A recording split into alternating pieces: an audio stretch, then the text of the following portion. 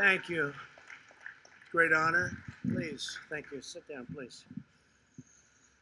It's great to be with you. Great company and wonderful location. Quick flight. It's in and out, but we have some big things to say. Carol, I want to thank you also for doing such an incredible job at this company. I look at your numbers and I'm very jealous. A lot of people are very jealous.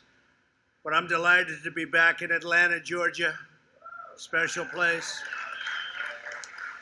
The hometown of one of the most amazing companies on earth, UPS. They never fail. The dedicated men and women of UPS are an inspiration to us all. In the face of every challenge, you always come through for your fellow citizens. Would you say that's correct? I say it's correct. Let me start by expressing my gratitude to every driver, worker, and employee who has contributed to this great success and continued to deliver for America throughout our battle against the China virus. It goes by many different names, about 21 that I can figure. We maybe will use a different one every time we hit it. But whatever it is, it was a terrible thing and it could have been stopped and it should have been stopped right where it started in China. Together, we will defeat this virus and emerge stronger than ever before. We're here today to celebrate a historic breakthrough that will transform the lives of workers and families all across our nation. For decades, the single biggest obstacle to building a modern transportation system has been the mountains and mountains of bureaucratic red tape in Washington, D.C. Before I took office, reviews for highways ballooned to an average of nearly 750 pages in length, and they were the good ones. They were the short ones. And I know because I was in business for a long time and I had to go through a process that was so ridiculous. It was so ridiculous. We went through a process for building buildings usually. It would take forever. By the time you start building, the market changed. You said, you know, the market was good when we started. Now the market's lousy. So you say, the hell with it. We won't build. Sometimes you start building and you say, that was a mistake. But we went through years and years of litigation and tumult, and it was just not good. But you go through it to an even greater extent. The maze-like approval process represented lobbyists that were very rich. They were making a lot of money. I remember I'd go up to Albany, New York, and I'd see my lobbyists up there. I said, what are you doing here? I knew what they were doing. They were trying to make it more difficult. So you had to hire them for more and more work. Spend millions and millions of dollars for nothing.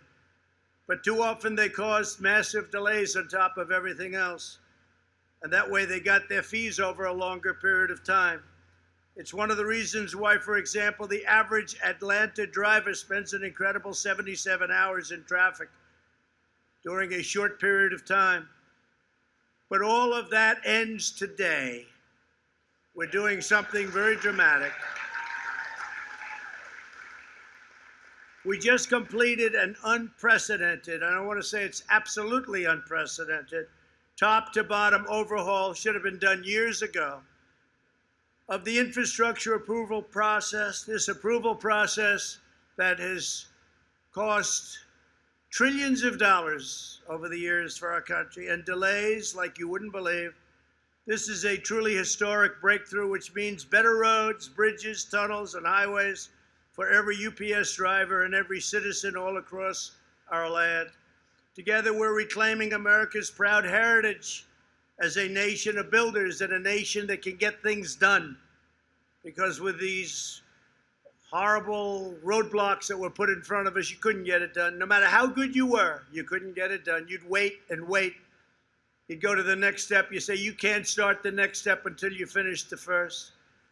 Joining us for the special occasion are Council of Environmental Quality Chairman Mary Newmeyer. Where's Mary? Mary, thank you, Mary. Thank you.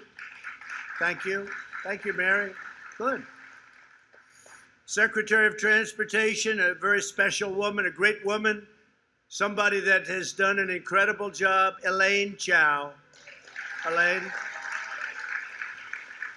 And she was very much instrumental in getting this done. And when Elaine speaks, we all listen. but she was very much instrumental. Secretary of Agriculture, a man who's done a fantastic job for our farmers and ranchers, Sonny Perdue. Sonny. I learned more about farming from Sonny Perdue than all of these consultants that came in. I learned more in a half an hour from that man right there. We had a great call today with the farmers, too. Great call. They're doing very well. A lot of good things have happened, right, Sonny? A lot of things have happened. They were targeted by China. They were targeted by others. We just signed the USMCA, which is phenomenal for our country and our farmers. Got rid of one of the worst trade deals in history, NAFTA. One of the worst trade deals ever. How anybody could have signed it. But worse, how anybody could have let it run for 25 years or whatever it was. They just took advantage of us. We had 60,000 empty plants and factories in our country by the time that mess got finished. So we just signed a great deal, USMCA. It's the largest trade deal ever made. Mexico, Canada, the largest ever made. I know Sonny would like me to thank the UPS, all of the drivers and workers for all of the help in delivering nearly 30 million meals to rural children throughout the country for our Meals to You program, Meals to You. You know what that is? Meals to You. You do, right? We're also pleased to be joined by a great senator, somebody that's done a phenomenal job. And I can tell you, look, he's a friend of mine, so I'm a little prejudiced, but he's a man that's respected by everybody on both sides of the U.S. Senate. He works hard. He loves your state. And I always say, does David get the kind of recognition that he deserves? Because he is a very, very special man. David Perdue. Where's David? David, thank you.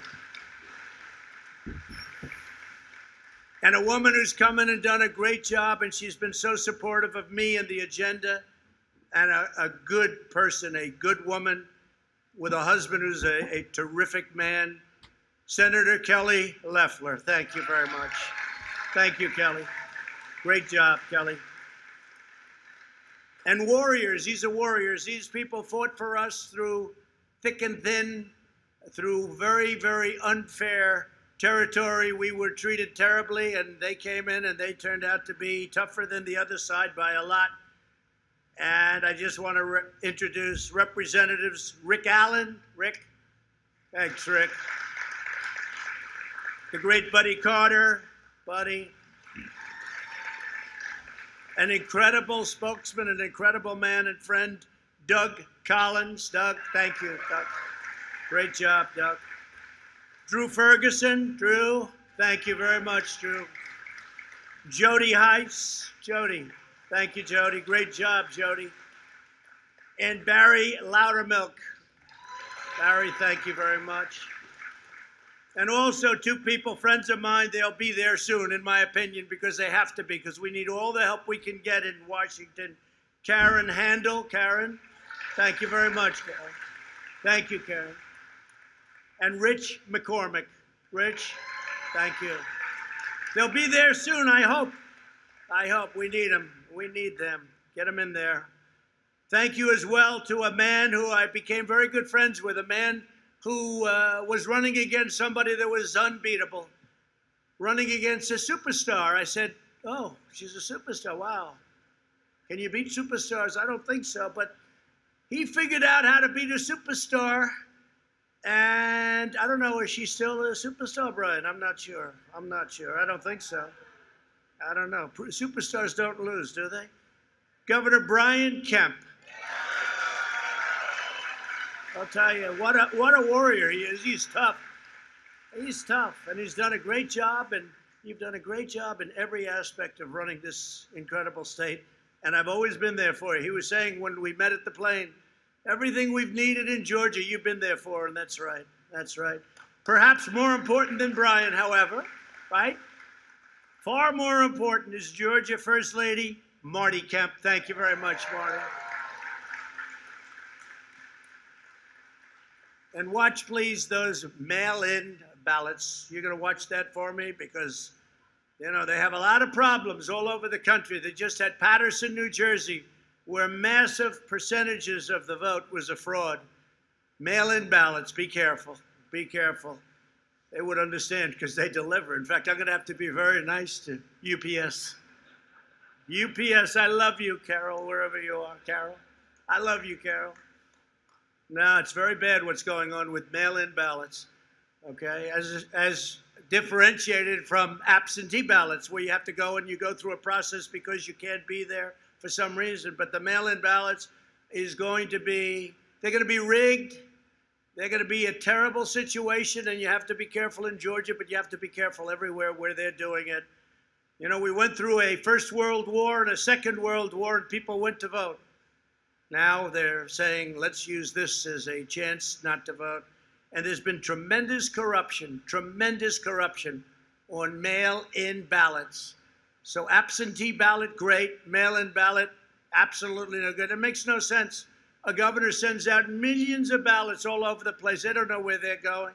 They're going to wherever. I have a friend who got one for his daughter, another one for his daughter, and then a second one for the first daughter.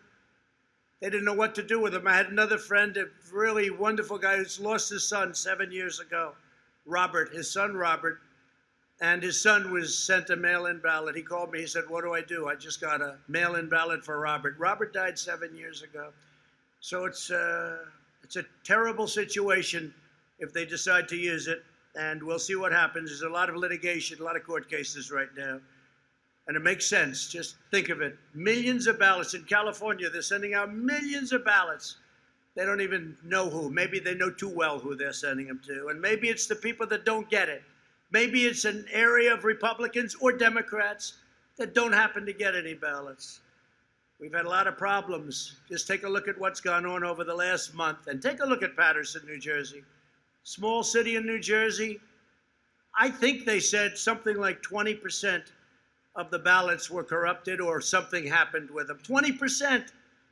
And even in the 2016 election, 1% are in question. But I don't want to talk about that one because I won, so I don't want anyone going back and looking, all right?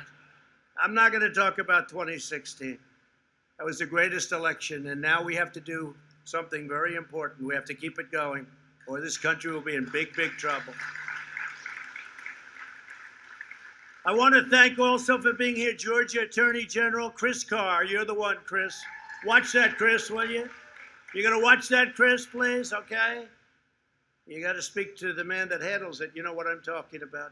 Got to do it. Thank you, Chris. It's in good hands. Superintendent Richard Woods. Richard, thank you very much. Thank you. And members of the Georgia Public Service Commission and the State Senate and House Transportation Committees. Got a lot of politicians in this room. And really, good luck to Karen and to Rich. Go out and go get them. You're great people. Today's action is part of my administration's fierce commitment to slashing the web of needless bureaucracy that is holding back our citizens. I've been wanting to do this from day one.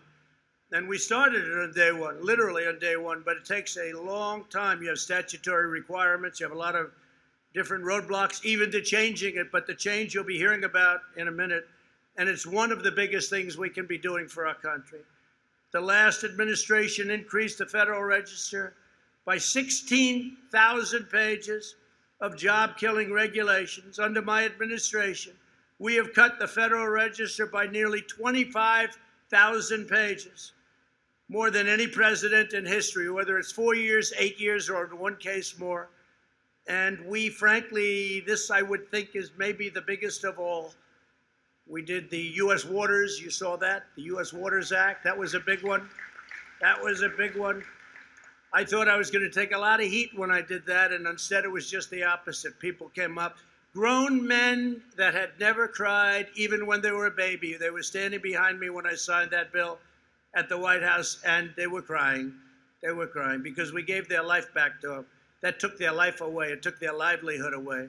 It was a big, big moment. But this is a big moment today, too, probably, possibly equally as big.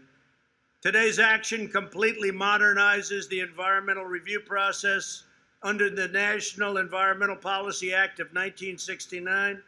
We are cutting the federal permitting timeline from a staggering 10 years, 15 years, 18 years, 21 years. You know the story. You've seen it. Projects that start out A young guy heads the project. By the time it gets approved or disapproved, in many cases disapproved, usually disapproved, he's getting ready to retire.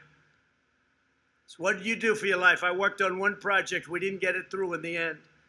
Now, we won't get certain projects through for environmental reasons. They have to be environmentally sound. But you know what? We're going to know in a year. We're going to know in a year and a half. We're not going to know in 20 years. So we're cutting the federal permitting timeline for a major project from up to 20 years or more, hard to believe, down to 2 years or less. So we have it down to about 2 years right now, Elaine, and I think 2 years or less. And our goal is 1 year. And you may get disapproved. They may vote at the end. They didn't like something environmentally or safety-wise, and I'm all for that. But you're not going to devote a lifetime to doing a project that doesn't get approved or that gets approved. And oftentimes when it gets approved, it comes in at 10, 20, 30 times the cost. There's a highway in a certain state, short road, not even a highway, I guess, more of a roadway. And they put in, it was a straight line from point to point. By the time they finished it 18 years later, it was this. It cost tens of times. It cost many, many, many times more than the original. Is a dangerous roadway because there's turns. You got to be in good shape. You got to be wide awake to make those turns.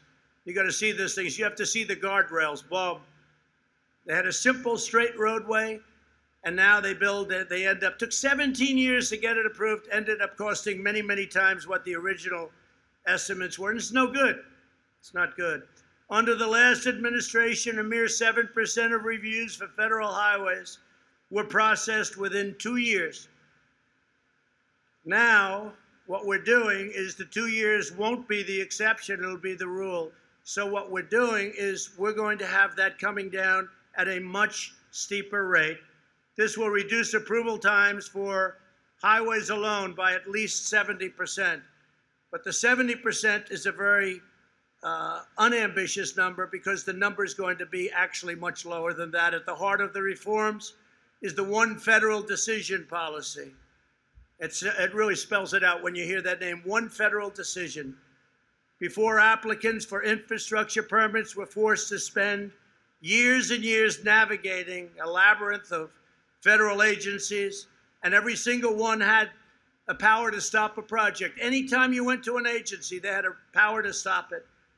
And it would stop the project, not only stop it, right in its tracks it would stop it. With our reforms, there will be one quick and fair decision. We're going to give every project a clear answer, yes or no. Yes or no. The 2-year process where just to submit is 2 years is not acceptable.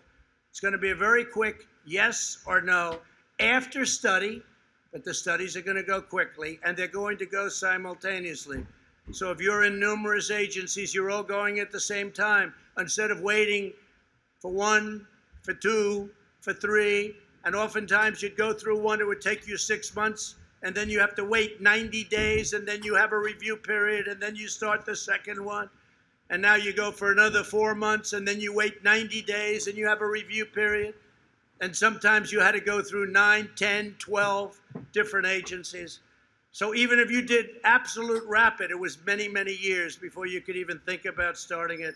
We have up here, by the way, that's a chart of the old system and the new system. And I think the new system is better. I think it's better not only in time, I think it's better in terms of the process, and I think it's better in terms of the importance from an environmental and a safety standpoint. But take a look at that. This is what you had to go through. In fact, it was much more dramatic when I first came up with this about a year ago. We took that and we rolled it out. It was so dramatic. And it just kept going and going. So the difference is that, and many of those steps you had to wait before you could even think about going to the next one, and you had to get full approvals. Any one of those colors where there was a problem or a rejection meant it was dead. And now you go through this very simple but very comprehensive solution. And it's a beautiful thing, especially if you understand construction and building and other things beyond building like I do. At the same time, We'll maintain America's gold standard environmental protections. The United States will continue to have among the very cleanest air and cleanest water on earth, which we do now. We have the cleanest that we've ever had, meaning ever, meaning I guess in the last 40 years. I assume that 200 years ago was cleaner. I can imagine it was very clean a couple of hundred years ago, Brian, right? They'll say, that's why I'm very careful with the fake news media, because if I say that, we have the cleanest water we've ever had, they said, what about 200 years ago before anybody touched the lake? When the lake was a beautiful virgin lake, nobody ever touched it. They said, yeah, they got me on that one, don't they, huh? So now I've become extremely careful. So I say probably they're talking about 35, 40 years, something like that. If it's any different from that, media, we will, look at all those people back there. Any different than that, we will report to you. We will make an amendment. We'll never make a correction because I don't like doing that. One of the first projects accelerated by these reforms will be the planned expansion of I-75 right here in Georgia. That's in honor of your wife, in honor of Marty. Okay, that's in honor of Marty. They've been looking to do that for many years, right? But the governor's going to get it done. This expansion will add 77 new lane miles of commercial vehicles, like those driven by UPS, saving drivers countless hundreds of hours a year. With us today is Julian Polk, a Teamster. I know the Teamsters very well. At UPS, who drives this route often. Julian, please come up and tell your story, please. Thank you.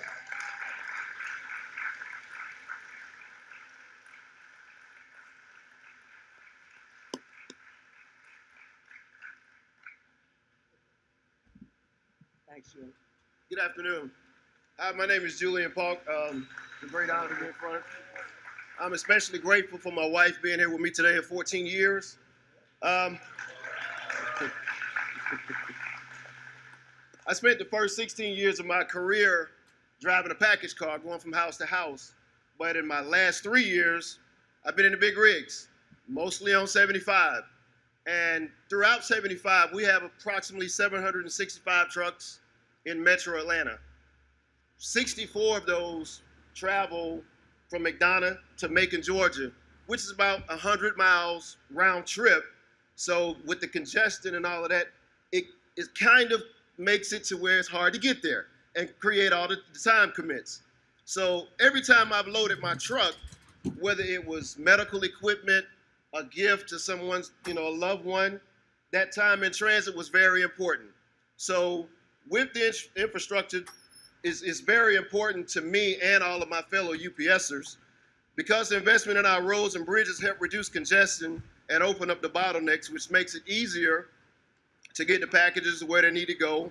More importantly, safe for drivers like myself, because we all know the most important stop of the day is when I get back home to her and my two beautiful kids. So, thank you. 14 years ago at my local hub in Forest Park, with the support of my management team, I started the corporate health and safety process. And throughout that team, we were able to lower the accidents and injuries, which we know accidents on the road slows down time in transit. So we're able to, since then, we've stopped all of that, or most of it. So I'd like to close by saying thank you to my wife for being here, to everyone that has supported me, especially my division manager, Tom Rosilio. He has supported me in my career, and for the grateful opportunity to be here today. Fantastic job. Thank you, Julian. But Julian, it looks like you're attributing a lot of your success to your wife. Is that a correct statement? Would you please stand up? So lovely. Thank you. That's great. Great job. You're proud of the job he just did, I think, huh? Pretty good. He'll be running for office next week. Watch. Great job, Julian. Thank you. I'd like to invite UPS's Vice President of Corporate Transportation, Bill Taylor, up to say a few words. Please, Bill.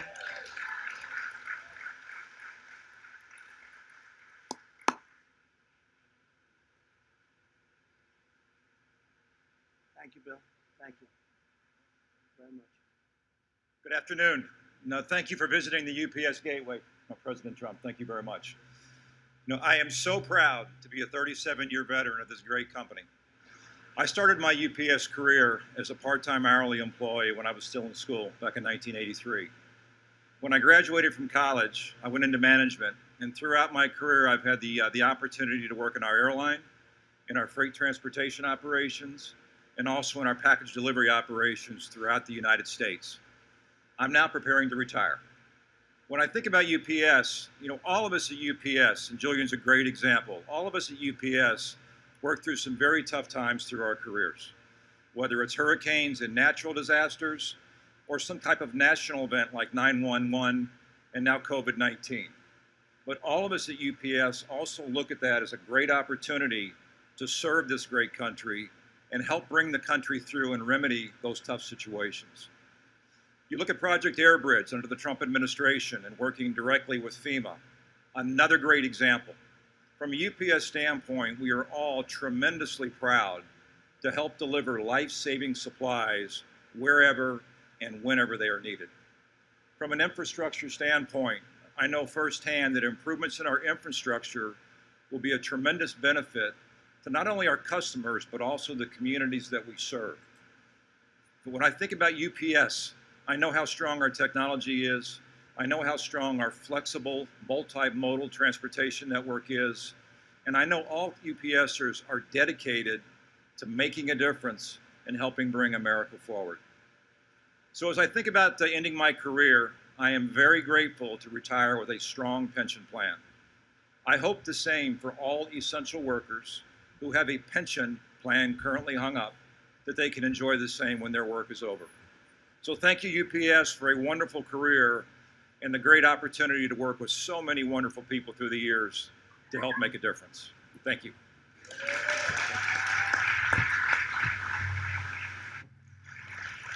Thank you very much, Bill, and good luck. Carol, I don't think I'd let him retire. He looks got about 30 years left in him at UPS. Can't believe you're retiring. That's terrible.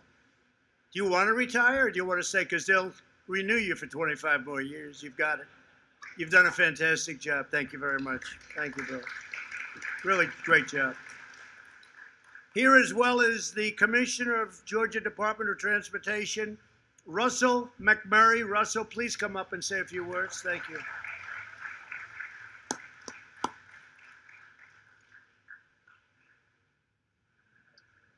Thank you, Mr. President. Mr. President, it was an honor for me to meet with you in Washington, D.C. at the U.S. DOT with Secretary Elaine Chao and some other state DOT commissioners from around the nation for us to share with you this long, burdensome, often bureaucratic process, and you sat and listened to us with great detail that day. And today, at the end of that meeting, too, I might add that the President told us, the DOT commissioners there in the room, that he was going to streamline the environmental process, cut the red tape, and make sure that the environment is protected, number one. So today is a full circle day for me, Mr. President, that here we are today with the President and the Trump administration rolling out yet another, not the first, but another environmental process improvement that will make life much easier for people like us at the Departments of Transportation across the nation to deliver infrastructure projects like the I-75 commercial vehicle lanes to move that freight out of Savannah to Atlanta and beyond, while providing a safe corridor for the many families that travel on I-75. Now, I certainly want to acknowledge someone else that is laser focused on streamlining government and cutting red tape, and that's our Governor, Brian Kemp. Governor, I appreciate your focus to transportation and infrastructure. It certainly makes my life a lot easier, so thank you. Now, finally, I'd just like to recognize somebody else, and the President acknowledged her earlier, but the leadership exemplified by Secretary Elaine Chao at the U.S. DOT is exceptional. We have never experienced the kind of cooperation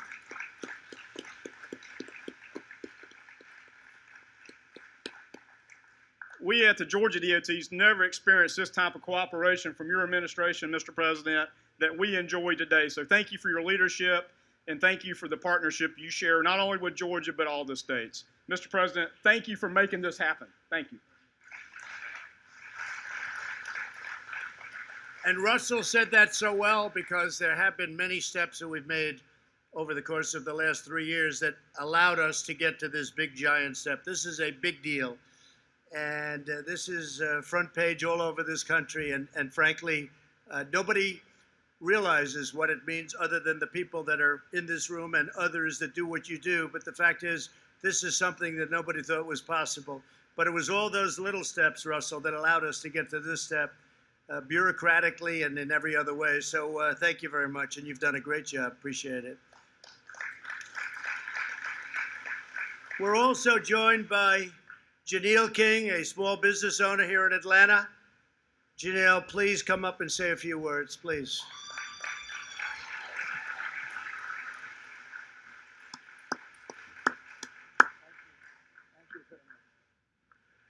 Thank you, Mr. President. Thank you, Governor Kemp. And thank you, UPS, for delivering all my shoes on time. I am Janelle King. Together, my husband, Kelvin King, and I, he's the one that really goes through all of this. I serve as VP of External Affairs with Osprey Management, which is such an honor. We have 10 employees that are, by which one of them received their United States citizenship this morning. So that's awesome. We have over 150 subcontractors. We have a number of projects that are taking place throughout the state. And our ability to harness opportunities and supply our clients with on-time projects promptly is extremely important. Several have proposed fantastic ideas and aid to developing new forms of commuting. Red tape and restrictions in place have hindered these ideas and have due to extensive permitting and impact studies that increase timelines. Well, Mr. President, you have shown what leadership can do when you reform the old way of doing things. Infrastructure reform and building new roads faster will not only help our company to achieve our project goals, but they will help the entire state, both economically and socially. So I would like to personally thank you for placing the needs of the constituents in the forefront of your list and addressing our infrastructure concerns, and our governor and first lady for working along with you and so we can get this done, and to our senators, Senator David Perdue and Senator Kelly Loeffler, for always being available as well. Thank you so much.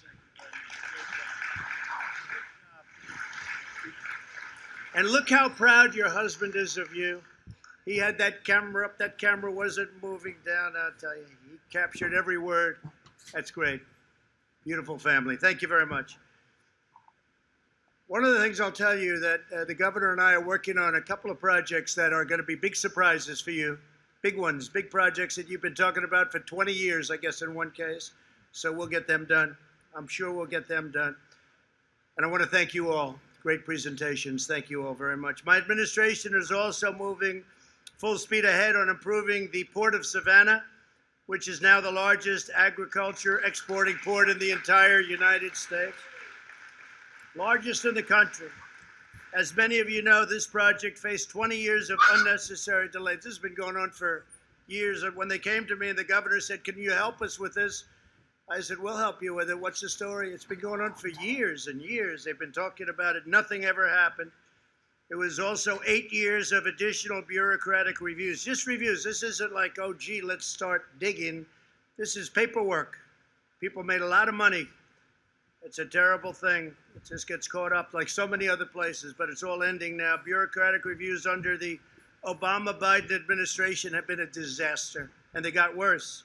But I'm proud to report that for 3 straight years under my administration, we've delivered full funding for the Port of Savannah, and we're on track to complete the project in a very short period of time. It's going to be completed, right? Okay? In honor of the governor. In honor of the governor and Marty. Good. Congratulations. That was a great job. They've been fighting for that one for a long time. You got it done. We want a governor that gets it done. Even though he calls me all the time, can we get it done? I wish he wouldn't call so much. But, you know, that's the sign of a good governor, right? When you think, right? Stand up, please. That's the sign of a governor. I like the ones that don't call, Brian, where they just leave me alone, but their project never happens. Great job, you do. Great job. We want the United States to compete and win in the 21st century, and that means we will not allow our nation to be hamstrung by wasteful Washington regulations. We're the nation that built the Golden Gate Bridge in 4 years, the Hoover Dam in 5 years. And a lot of people don't understand this, but it's so true. We built the Empire State Building in less than a year. Can you imagine that? The Biden administration, our past vice president, opposes, think of this, all of our permitting reforms and wants to increase the length of the permitting process. Think of this. This is in his Bernie Sanders deal. Biden is happy to tie up projects in red tape, and we want to get things built. But they want to increase the length, so they want to increase it from that to much longer. Unbelievable. Biden wants to massively re-regulate the energy economy, rejoin the Paris Climate Accord, which would kill our energy totally, and you'd have to close 25% of your businesses and kill oil and gas development. They still haven't explained what they're going to do to power our great plants and factories, but at some point I'm sure they will. We'll learn that from AOC, who's in charge of energy. She's in charge along with Bernie. It's AOC and Bernie are in charge of energy. I don't think Texas is too happy about that. What do you think? You think we'll call up the governor? Governor Abbott, great governor, will ask, how do you like that, governor? I didn't want to waste the phone call because I would know how he felt. And Biden wants to hold hostage billions in federal surface transportation grants for states and localities unless the states and local suburban communities abolish single-family zoning rules. So they want low-income housing to be built in communities that, frankly, they don't want it. They don't want it. Hasn't worked out, and we're terminating that. As you know, I announced it 2 weeks ago. We're going to be eliminating that rule. It's a crazy rule, and it's very unfair to a lot of people. A lot of people are very unhappy. It should not take 10 years or more just to get approval for a simple stretch of road. Special interests in Washington will never begin. They will never begin to let you breathe. They will never. That's not their business. Their business is the opposite. And we will do vetoes wherever necessary in order to make sure everything happens and happens quickly. We're not giving a veto for one thing, America's future. There will never be a veto for America's future. So my goal, my mission, and my commitment to each of you is very simple. America's infrastructure will be the envy of the entire world as it was many, many years ago. We built the interstate highway system during the Eisenhower administration, a long time ago. And since then, it's gotten worse and worse and worse and more bureaucratic and more bureaucratic. And now we're freeing up and we're going back probably to around 1952. We're going back to a long time ago. And again, you have to get permits. We want safety. We want to be totally involved with the environment. We want our environment to be better than it would be the other way, the long way. But you're going to get your answers quickly. One way or the other, you're going to get those answers very quickly. And if the answer is a big, beautiful yes, you're going to start construction immediately. You're not going to wait around for 10, 12, and 20 years. Our bridges, tunnels, freeways, and airports will no longer be the site of shame, but they'll be a source of pride. From coast to coast, town to town, we're constructing new roads, railways, runways, and waterways. You know, we had many cases where they'll get federal funding to build a highway, then it'll take them forever to get the approval. And by the time they have it approved, they need 10 times more money. They come back to the federal government.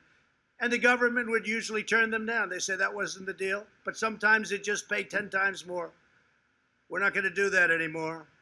We're linking our cities with gleaming highways and blazing fast broad walk. And if you think, when you look at the farmers of this country, what they've gone through with the broadband is so bad in the middle section, that beautiful middle section of our country. Our farmers, our ranchers are hurt very badly. So we're getting fast broadband networks, and we're carving them out and towering beautiful new monuments to American greatness, and that's what they will be. But our farmers have to be thought of also. Nobody thought of our farmers. Our farmers are incredible, and they're doing an incredible job. Doing an incredible job. So for the farmers out there, broadband, here we come, broadband. They've been trying to get it for a long time, many years. Together we're building our incredible future. with American hands, American heart, and American steel. As your president, I'm more determined than ever that America's infrastructure will be second to none. And in Georgia, you're going to have an infrastructure, and you're going to have some projects announced that almost all of the people in this room do not know about. Most people have given up on them, Brian. I think they've given up. They gave up with the rest of them. But we have some things planned in Georgia that'll be really incredible. And everybody's going to want it. Both Democrat, by the way, and Republican. The problem is nobody was able to get it done. We get it done. One thing I know how to get things done. Because under this administration,